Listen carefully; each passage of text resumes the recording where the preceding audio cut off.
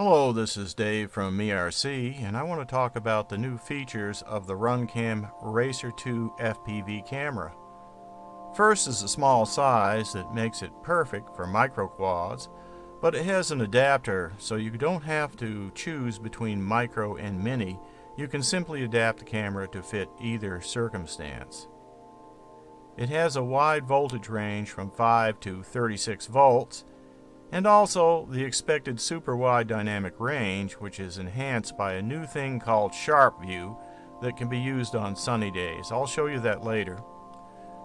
I found when ordering I no longer have to worry about choices between NTSC and PAL, or 4x3 and widescreen, or even between Joystick and UART RC menu control, because it's all built in and you can switch them via the OSD menu. Surprisingly, the CMOS camera actually has an ultra-low latency of approximately 6 milliseconds, which is great for high-speed racing.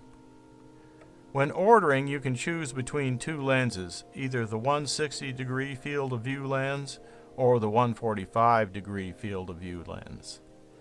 Now let's look and see how to use the features of the Racer 2. First, the menu control modes. You can choose between the joystick dongle control mode or the transmitter stick control mode that uses the UART on your flight controller. To do this, short the two pins for the menu cable on the back of the camera and then power on.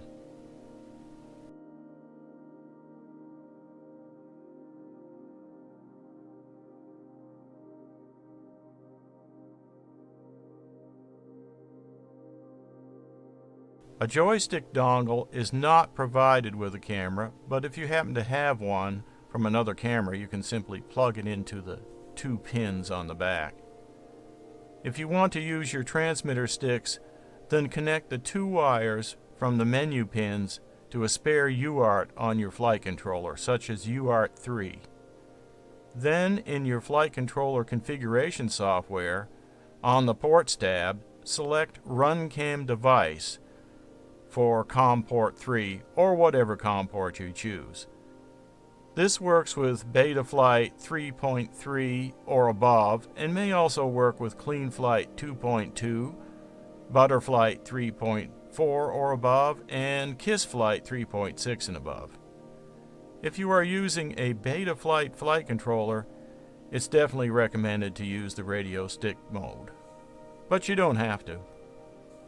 On a Mode 2 transmitter, you can move the left stick to the right to enter the menus. Use the right stick to navigate the menus, and the left stick again to enter a value as shown here in the manual.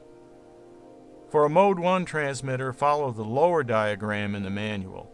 In both cases, moving the left stick to the right while in the menus acts as the center button on a button board, which is Enter.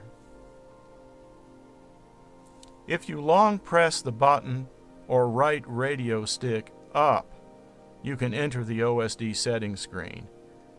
Here you can switch NTSC PAL system, switch 4x3 to widescreen, and widescreen only is suitable for 16:9 goggles or displays. You can also turn Sharp View on and off. Here you can see how Sharp View affects the sharpness of the picture. Turning Sharp View on is only suitable for outdoor environments, and the screen will be clearer that way. You may notice some noise if you're inside or in lower light environments. Okay, let's try out the camera presets. If you long press the right radio stick or button to the right, you can change the camera presets. You can change them one at a time by bumping the stick to the right and holding it just a little bit. You can also walk through the presets by holding the stick to the right, and they will change every 2 seconds. When you find the one you want, just let go. Each mode is suitable for a different lighting situation. Lightrax is suitable for lighted racetracks at night, Outdoor is suitable for sunny days outside. Indoor is suitable for indoor flying like in the gym or in the house. Cloudy is suitable for cloudy days, and Twilight is suitable for low light environments such as evening or near dark. Well, that's all for now. I hope that gives you a general idea of how to use this Runcam Racer 2.